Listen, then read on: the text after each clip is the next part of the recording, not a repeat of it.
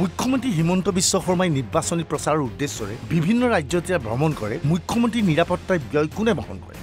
কংগ্ৰেছে অভিযোগ কৰিছে মুখ্যমন্ত্ৰীৰ নিৰাপত্তাৰ ব্যয় ৰাজ্য চৰকাৰে বহন কৰি আহিছে।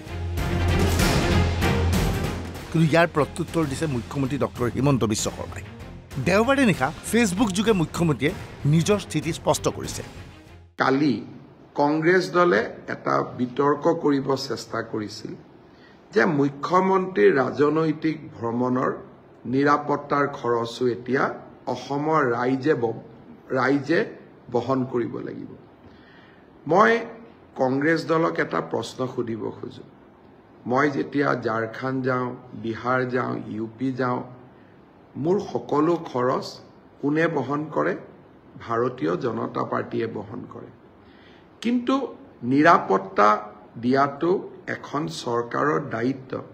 মুখ্যমন্ত্ৰীয়ে হওক বা আন বিৰোধী ৰাজনৈতিক দলকে হওক, নিৰাপত্তাৰ খৰচ কোনে কৰিব, কাৰ ভাগ্যত এই খৰচ যায়, কেনেকৈনো তাৰ খৰচ হ'ব, এই কথাবিলাকত আমি মাতো নামাতো।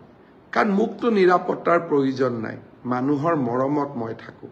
চৰকাৰে ভাবে মোক নিৰাপত্তাৰ প্ৰয়োজন আছে, চৰকাৰে দিব। নিৰাপত্তা লৈ মইতো একো কৰিব নোৱাৰোঁ। মোক কিয় নিৰাপত্তা লাগে? মইতো অকলেই থাকিব পাৰোঁ। আৰু মুখ্যমন্ত্ৰীৰ আসনখন সদায়তো মোৰ লগত নাথাকে, সদায়তো ইমান চিকিউৰিটিও মোৰ লগত নাথাকে। মুখ্যমন্ত্ৰীৰ প্ৰশ্ন ৰাহুল গান্ধীলৈ, মুখ্যমন্ত্ৰীৰ প্ৰশ্ন সোনিয়া গান্ধীলৈ। নিৰাপত্তা সংক্ৰান্তত প্ৰশ্ন সুধিলে মুখ্যমন্ত্ৰীয়ে। এতিয়া মই এটা প্ৰশ্ন সুধিব খোজো। মইতো অসমৰ মুখ্যমন্ত্ৰী। যোৱা কালিলৈকে ৰাহুল গান্ধীৰ দায়িত্ব কি আছিল? সোনিয়া গান্ধীৰ দায়িত্ব কি আছিলে? মল্লিকাৰ্জুন খাৰ্গেৰ দায়িত্ব কি আছিলে? প্ৰিয়ংকা গান্ধীৰ দায়িত্ব কি আছিলে? কিন্তু তেখেতসকল অসমত আহিলে তেওঁলোকৰ নিৰাপত্তাৰ খৰচ জানো অসম চৰকাৰে বহন নকৰে? আজি কংগ্ৰেছ দলে অলপ সময়ৰ কাৰণে চিন্তা কৰক। ৰাহুল গান্ধীয়ে যেতিয়া ভাৰত জোড়ো ন্যায় যাত্ৰা চলাইছিলে, তাৰ নিৰাপত্তাৰ খৰচ কোনে বহন কৰিছিল? তেওঁতো অসমৰ মুখ্যমন্ত্ৰীও নহয়। অসমৰ মুখ্যমন্ত্ৰীক নিৰাপত্তা দিয়াৰ দায়িত্ব অসম চৰকাৰে ল'ব। কিন্তু ৰাহুল গান্ধীক নিৰাপত্তা দিয়াৰ খৰচ অসমৰ ৰাইজে কিয় বহন কৰিব? কিন্তু আমি বহন কৰিব লাগিব, কাৰণ সেয়া ৰাষ্ট্ৰৰ দায়িত্ব। ফেচবুক লাইভত মুখ্যমন্ত্ৰীয়ে লগতে জানিবলৈ দিয়ে বিদ্যালয়ৰ ছাত্ৰীৰ বাবে চৰকাৰে গ্ৰহণ কৰা আঁচনি শীঘ্ৰে কাৰ্যকৰী কৰিবলৈ গৈ আছে। অহা 16 আগষ্টৰ পৰা আমি অসমৰ মহাবিদ্যালয়, উচ্চতৰ মাধ্যমিক বিদ্যালয় আৰু বিশ্ববিদ্যালয়সমূহত নিযুত মইনাৰ প্ৰপত্ৰ বিতৰণৰ কাম আৰম্ভ কৰিম।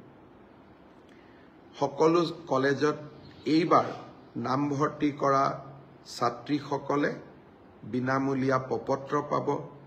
এই প্ৰপত্ৰসমূহ পূৰণ কৰি তেওঁলোকে আমাক 10 বা 12 ছেপ্টেম্বৰৰ ভিতৰত প্ৰপত্ৰসমূহ উভতাই দিব। মোৰ মনত ইচ্ছা আছে যে নিযুত মইনা আঁচনিখনৰ প্ৰথম ধন আমি যাতে 1 অক্টোবৰত ৰাইজৰ ছোৱালীসকলৰ, আমাৰ কন্যা সন্তানসকলৰ একাউণ্টলৈ আমি পঠাব পাৰোঁ। উল্লেখযোগ্য যে বৰ্তমান দিল্লীত বাহৰ পাতি থকা মুখ্যমন্ত্ৰীয়ে প্ৰধানমন্ত্ৰীক সোমবাৰে দুপৰীয়াৰ ভাগত সাক্ষাৎ কৰে। Bureau report, NB news.